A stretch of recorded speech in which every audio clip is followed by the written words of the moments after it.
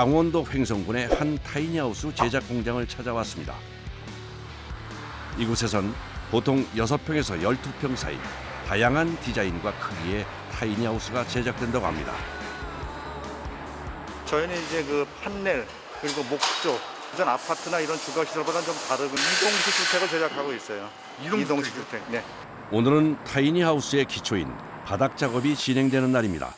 철판 위에 하중을 버틸 수 있는 바닥 전용 합판을 올리는 작업이 한창입니다. 마실 때 여기는 순로, 여기는 앞로 이렇게 해서 정확하게 힘이 안 벌어지게 딱 위아래를 다 메고 있죠. 두 합판이 완벽하게 밀착할 수 있는 구조로 끝부분이 제작되어 있습니다. 그런데 작업자가 합판을 커다란 새망치로 두드립니다. 손으로 밀면은 여기 이음새가 꽉 안 들어가는데 이렇게 해머 갖다 치면은 이음새가 없이 이게 다 밀봉이 돼가지고 그렇게 하고 있는 거예요. 밀착이 돼서. 요즘 타이니하우스는 공장에서 똑같은 모양으로 만들어내는 획일화된 스타일이 아니라 개개인의 생활과 용도에 맞게 맞춤형으로 제작됩니다. 그래서 집의 크기부터 내부 디자인, 들어가는 가구까지 모두 맞춤 설계되어 제작하는 것을 선호한다고 합니다. 이건 말 그대로 고객이 원하시는 어떤 그 제품의 사양을 적어놓은 지시서인데 이걸 말 그대로 벗어나게 되면 고객의 어떤 그 니즈하고는 맞지 않는 거기 때문에 그렇게 되면 이제 불량품이 될 수 있는 거죠. 그래서 이렇게 자꾸 확인을 해야 저희가 계속해서 작업을 올바로 진행할 수 있으니까 자주 이거 도면을 보고서 확인을 하고 있습니다. 타이니하우스의 뼈대가 되는 벽체 작업이 진행 중입니다. 무게가 상당히 많이 나가기 때문에 나무하고 밑에 철골조하고 피스로 아주 단단하게 결속을 해줘야 됩니다. 이번에 작업자가 만들고 있는 것은 창틀과 벽 사이에 들어가는 틀입니다. 틀 사이에 우레탄 폼을 채우고 있는데요. 집의 단열을 위해 중요한 과정이라고 하네요. 이거를 뿌려줌으로 인해서 좀 더 촘촘하게 공기층을 만들고 공기를 가두는 역할을 하고 외부 바람이 들어오지 않게 막는 역할을 하는 거죠. 목조 주택의 특성상 가장 신경 쓰는 것 중에 하나가 단열입니다. 별도의 틀을 짜 우레탄 폼을 채워 넣는 작업이 손이 많이 가지만 열 손실을 막아 집을 따뜻하게 만들어준다네요. 집에 골조와 벽을 세우는 작업이 빠르게 진행됩니다. 벽이 세워진 후엔 이곳에도 단열 작업이 진행되는데요. 벽체 골조 사이사이와 천장까지 크기에 맞게 재단된 단열재를 빈틈없이 꼼꼼히 채워 넣습니다. 인슐레이션 해갖고 이게 하나의 외풍 방지 그거요. 보온 외풍. 주 목적 단열이죠. 네. 타이니하우스의 외형 제작이 끝나면 이번에는 바닥 단열이 진행될 차례입니다. 호이스트로 집체를 들어올려 공중에 매단 후 하단부로 들어가 작업을 합니다. 바닥 단열이 제대로 되지 않으면 집이 추울 뿐 아니라 습기가 올라오는 문제가 생길 수도 있습니다. 그런데 갑자기 작업자가 구멍난 곳에 면장갑을 끼우기 시작합니다. 여기 폼을 쌓아야 되니까 이게 막히면 안 되잖아요. 지금 여기 막는 부분은 막히면 안 되는 부분이에요? 이게 이제 안에 여기가 화장실이거든요. 그래서 이제 그 배관이 나오는 곳이라서 상하수도 배수구가 막히지 않게 처리를 한 후엔 작업자가 우레탄 폼을 뿌릴 준비를 합니다. 완전 무작을 하시네요. 네. 단열재로 사용하는 우레탄 폼은 호스를 통해서 발포하는데요. 뿌리는 과정에서 미세한 입자가 많이 날려 호흡기로 들어갈 수도 있고 피부에 달라붙으면 떼어내는 것이 힘들어서 마스크와 보안경, 작업복 착용이 필수입니다. 우레탄 폼 분사 작업은 빈틈없이 두껍게 뿌려주는 것이 중요한데요. 작은 구멍이라도 있으면 요즘처럼 추운 겨울엔 바람이 들어가 단열에 문제가 생길 수 있다고 합니다. 하하, 다 뿌리니 눈이 덮인 것처럼 아주 깔끔해졌네요.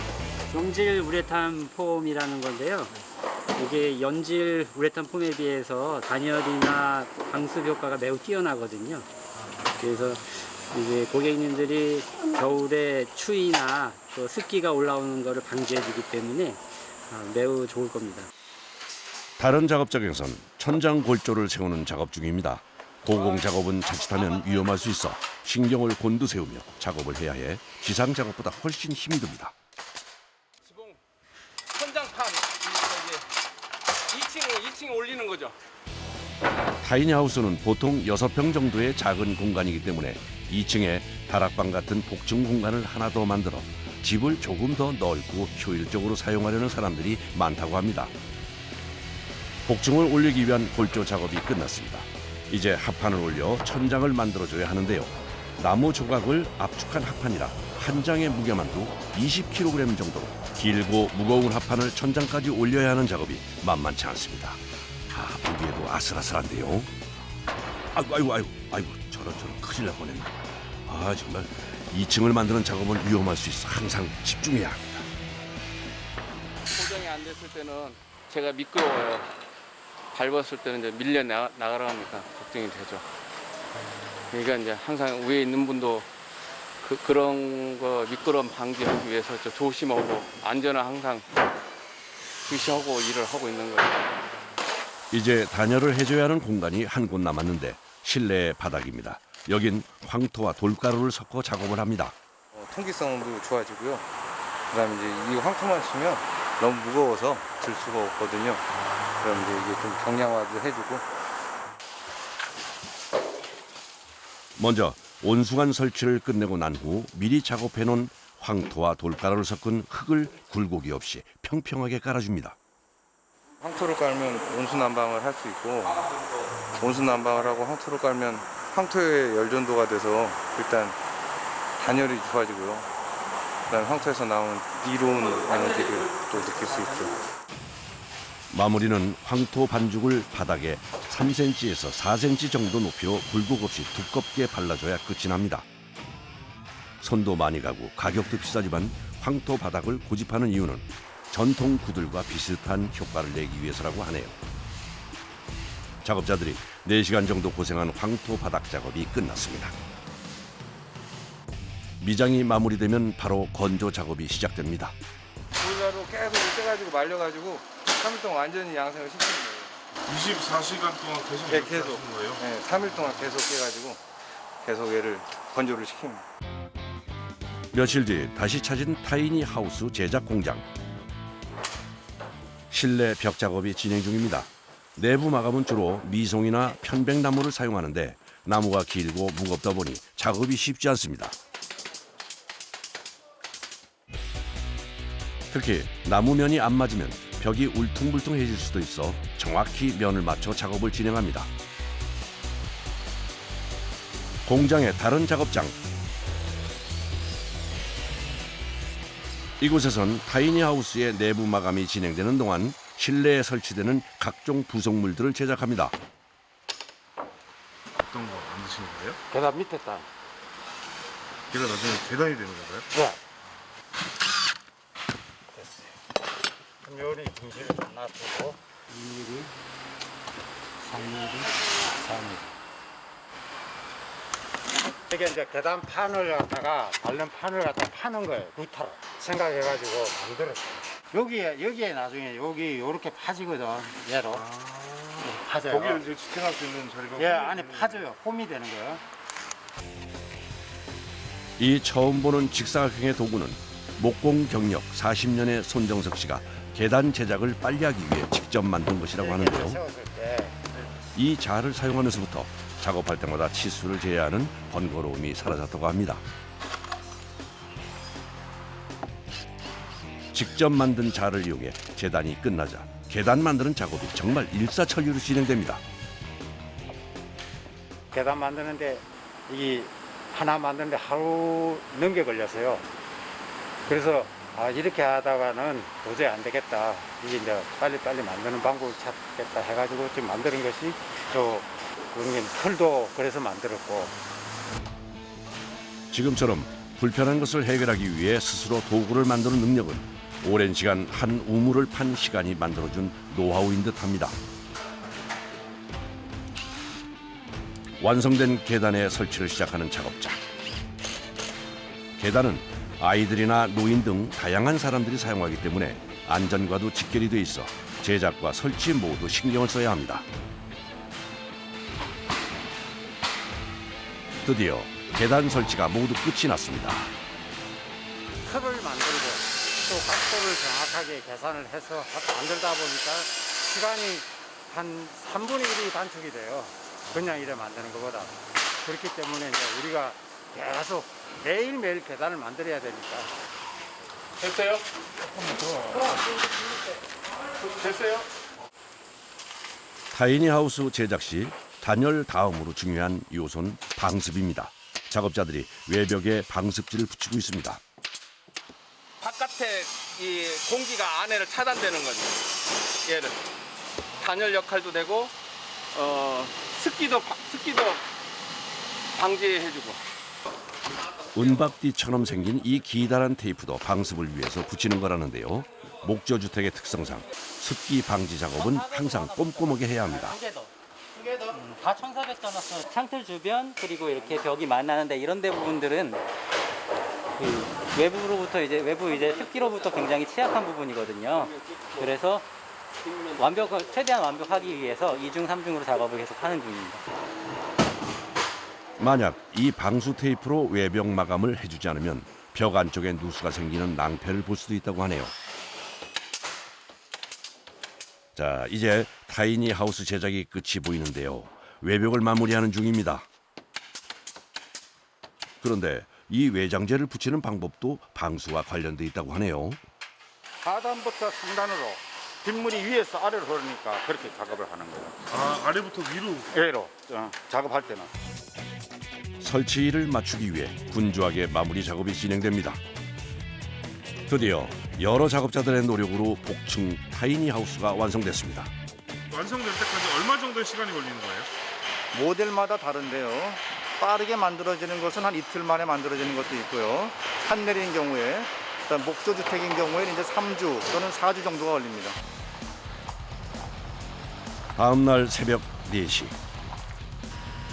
타이니하우스의 배송을 위해 공장으로 대형 트럭이 들어옵니다.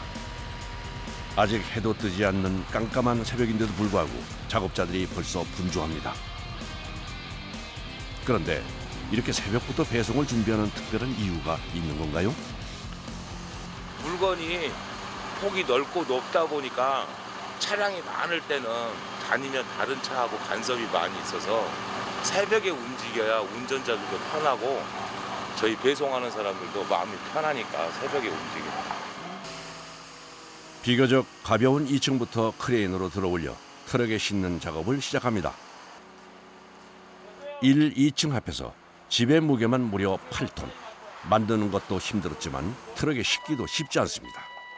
크레인으로 들어올리는 과정 중 균형이 안 맞으면 집이 기울 수도 있고 잘못하면 손상될 수도 있어 신중하고 조심스럽게 진행해야 합니다. 다시 나와봐요. 마스크 벗고 오케이 사인을 크게 해주라고. 어허, 이러다가 잘못하면 옆집에 부딪힐 것 같은데요? 움직일 수 있는 공간이 좁고 2층 길이가 1.5m가 넘기 때문에 방향을 돌리는 것이 어렵습니다. 아, 여기 이렇게 밀어. 앞에가 안 나오잖아 지금. 우여곡절 끝에 간신히 트럭에 올렸습니다. 이 차가 이 물건 싣기에는 약간 조금 오버해요. 근데 큰 차가 또 못 들어와. 큰 차가 큰 크레인이 여기 와서 들어서 싣기가 좀 그래.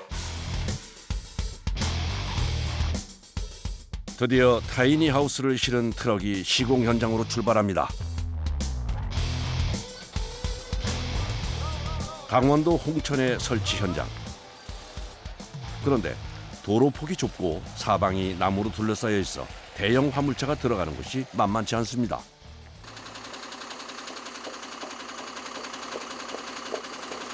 작업 여건이 너무 안 좋은데? 아니, 나무 때문에 오신 거예요? 예. 어떤 나무가 걸려서 그래요? 제일 큰데 이 나무예요. 이 나무 안 되는데. 큰일 났네. 저쪽도 가봐요. 저쪽에도 가봐. 이 나무 저 나무 다 걸려 지금 여기. 이 나무는 수목장한 나무예요.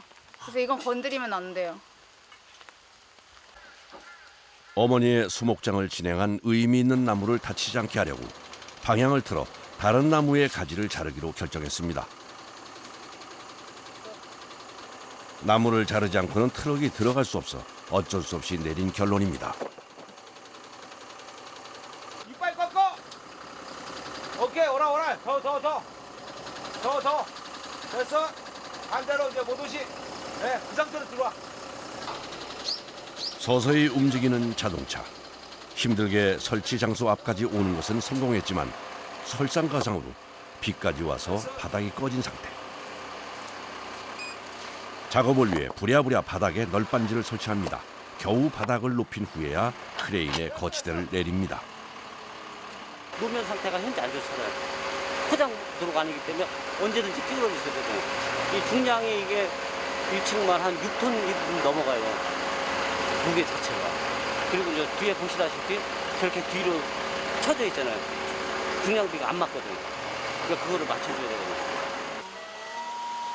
타이니 하우스의 설치가 시작됐습니다. 얼마나 당겨야 돼? 저 뒤에 걸려서 안 돼. 들어봐. 좀 들어봐. 저 닿잖아. 나무 다시 나. 크레인 뒤쪽이 이제 지지대가 이렇게 떴다 그러네요. 그래서 포크레인으로 뜬 자리를 힘받게 누르고 지금 다시 내릴 것 같아요. 이 상태로 내리면 차가 이렇게 같이 달려 올라오니까. 집의 무게를 못 이겨 크레인의 뒷부분이 들려버린 상황. 임시 조치를 하고 설치 작업이 속행됩니다. 1층 설치를 끝내고 이제 2층만 남았는데요. 2톤이 넘는 집을 정확한 위치에 내려놓는 것은 꽤 힘든 작업입니다. 그쪽에 만나봐. 잠깐. 내려! 됐어? 이제야 겨우 1층과 2층이 모두 제자리에 안착했습니다. 접합 부위를 붙여주기만 하면 설치가 끝나는데요. 먼저 못으로 고정한 후 우레탄 폼을 쏴 이음새 부분을 빈틈없이 밀착시켜주고 그 위에 나무를 덧대 깔끔하게 마무리합니다. 만나는 부분에서 바람이 새거나 물이 들어오거나 할 수 있기 때문에 단열하고 방수를 제일 중점적으로 두고 이제 작업을 하고 있습니다. 설치가 완료됐습니다. 눈길 닿는 곳마다 온통 나무인데요. 자연으로 떠나고 싶은 도시인의 로망을 이루어주는 작지만 행복한 공간입니다. 나 2층에서 자야지 오늘. 올라가봐. 아니 내가 2층 잘 거야. 나와봐. 우리 같이 자야지. 여기가 진짜 뷰가 너무. 그림 같은 공간 어떻게 사용할 계획이실까요? 주말 농장으로 이제 한번 좀 일도 하고 아이들과 뛰놀다가 밤에 좀 자고 싶었는데 늘 예전에는 겨울에는 올 수가 없었는데 이제는 겨울도 충분히 즐길 수 있을 거라 생각이 듭니다.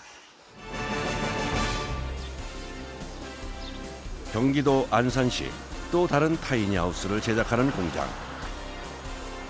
오늘은 타이니하우스에 들어가는 가구를 만드는 날입니다. 6평밖에 안 되는 집에 기성 가구들은 크기가 커서 들어가기 힘들기 때문에 설치되는 대부분의 가구가 맞춤으로 제작됩니다. 집안이 좁다 보니까 수납 공간을 최대한 늘려가지고 그 안에다가 이제 물건 같은 걸 쟁길 수 있는 작업을 하고 있습니다.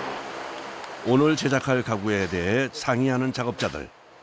턱이 있고 문이 이 위를 덮는 느낌이잖아요. 네. 여기도 그렇게 되니까 사실 이게 모양이 이렇게 위로 살짝 올라오고 이 판이 이렇게 가야 되지 않나. 그렇죠. 그렇죠. 네. 그렇게 가서 마감만 시켜요. 도면 자체가 나와 있는데도 이런 중간중간 이렇게 상의를 하시면서 그렇죠. 그래야 이제 나중에 문제가 안 되니까 서로 이제 상의해가면서 나중에 완성됐을 때 마감이 깔끔하게 나오니까. 본격적으로 가구 제작에 들어가는 작업자. 뭘 만들고 있는 걸까요? 침대 다이 좀 만들고 있습니다. 어떤 식으로 만드시는 거예요? 앞판, 뒷판 따로 여기서 제작을 해가지고요. 그 안에서 중간판을 또 만들어서 조립을 할 겁니다. 공간이 협소한 타이니하우스의 특성상 가구를 완성한 상태로 설치를 하면 부피가 커서 들어가는 것이 힘들기 때문에 부분별로 나눠서 들어가 내부에서 조립해 완성되는 형태로 제작됩니다. 손이 많이 가고 힘든 작업이지만 공간에 제약이 있어 어쩔 수 없다고 하네요.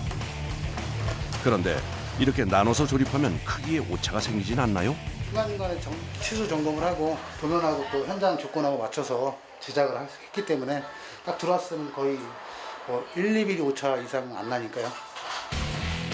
침대 조립을 시작하는 작업자들. 사실 가구 제작은 예상외로 섬세하고 힘든 작업으로 신경 써야 하는 부분들이 참 많습니다. 소개팅 먹고 같이 들어가야지. 같이.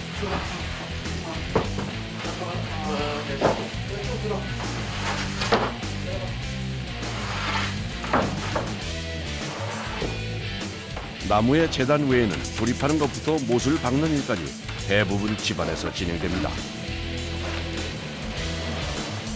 조립을 마친 침대 옆부분의 수납장 상태를 확인하는 작업자. 약간 이렇게 열고 닫으실 때 좀 뻑뻑한 것 같은데. 아, 이제 유격이 좀 있는데 샌딩을 좀 해가지고 빼빠질 하면은 이제 자연스럽게 움직여. 이게 너무 작게 짜면은 틀어져 갖고 뒤뚱뒤뚱 잘 안 움직이네요, 오히려. 구부리고 숙이고 공간이 좁아 작업이 쉽지 않습니다.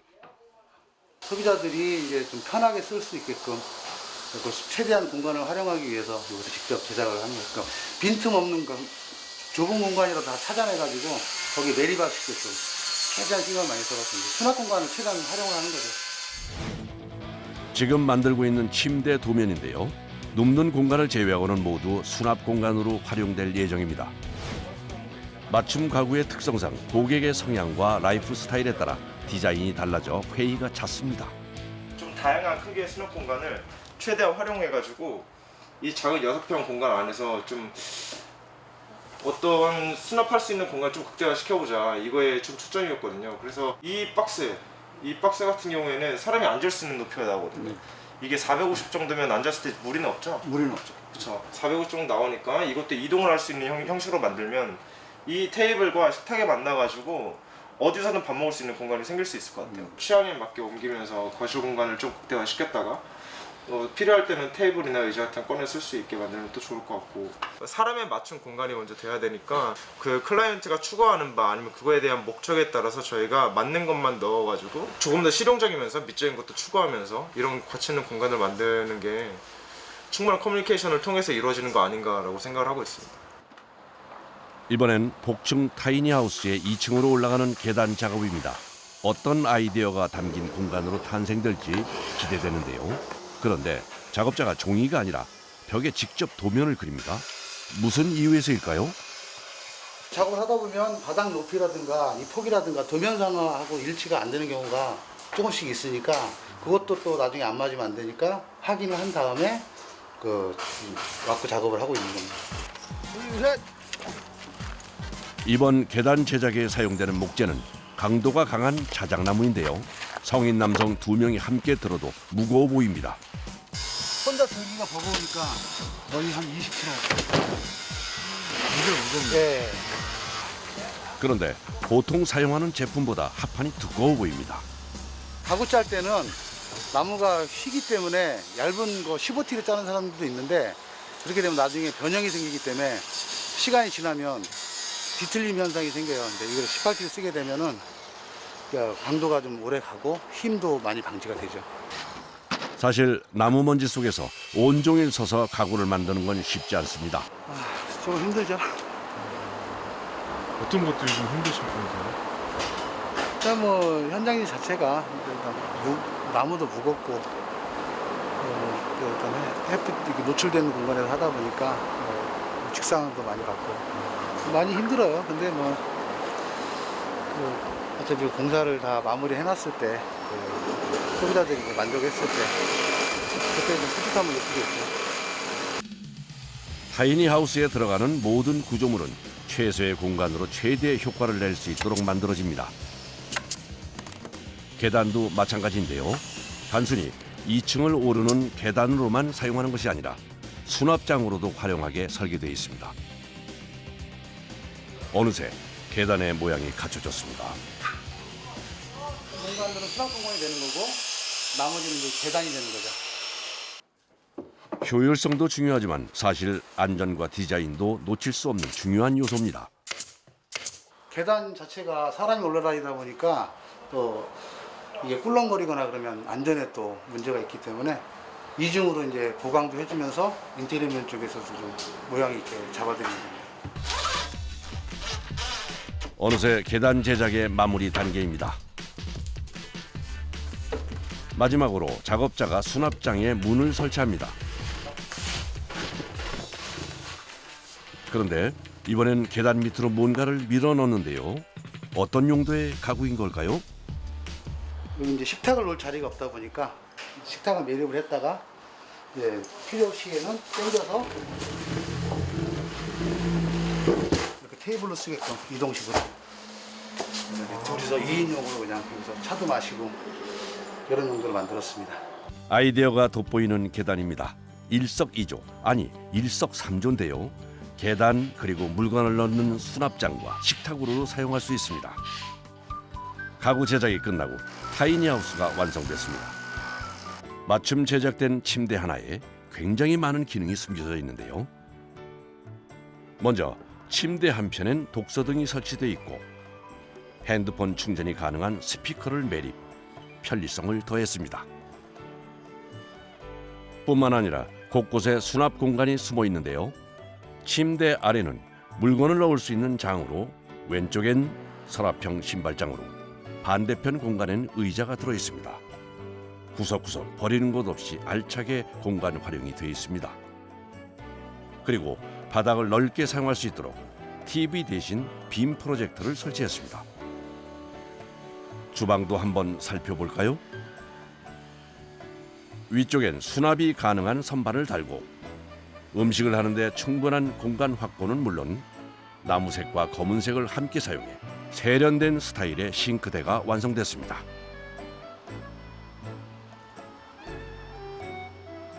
자, 이번엔 욕실입니다. 누르면 조명 색깔이 변하는 거울과 깔끔한 타일을 설치. 좁지만 편안하고 쾌적한 공간으로 만들어졌습니다.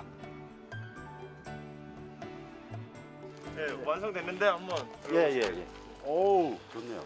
한번 둘러보시죠. 예. 와. 6평밖에 제가- 안 되는데 층고도 높고 이래서 실제로 느끼시기에는 더 커 보이실 거예요. 생각했던 것보다 상당히 넓어 보이네요. 그쵸. 네. 조명도 이거 누르시면 다 꺼지고 네. 다시 켜지고 할 수 있거든요. 예. 아주 편하네요. 네. 여기가 욕실이거든요. 욕실인데. 예. 세면대랑 네. 샤워기가 일체형이에요. 화장실 조금 저희가 축소시키고 예. 거실 공간을 좀 더 확대시켜 드렸어요. 예. 그게 더 좋으시잖아요. 예, 그렇죠. 네. 보시면 저희가 공간을 차지하지 않는 이런 수건거리 그리고 빨래를 걸 수 있는 목적을 위한 이런 기기들을 한번 대체해봤습니다. 예. 아주 편하네요. 그리고 사용할 때 굉장히 편리하셔서 쓰시고 적어놓으시면 불편한 점이 없으실 겁니다. 글쎄 제가 이거 세컨하우스로 구매를 했는데 그 평수에 비해서는 상당히 그 활용 공간도 넓고 우리 그 가족들이 와서 그 뭐 하룻밤 지내기도 좋고 우리 손주들도 와서 놀기도 딱 좋은 것 같습니다. 아주 마음에 드네요. 네. 좁은 공간에 맞춰 제작된 가구들 덕분에 작지만 알찬 집이 만들어졌습니다. 이 작은 공간 안에서 이 사람이 사용했을 때 가장 편리하고 공간을 최대로 활용할 수 있는 걸 끊임없이 고민하면서 작지만 작지 않은 집을 만드는 데 노력하려고 합니다.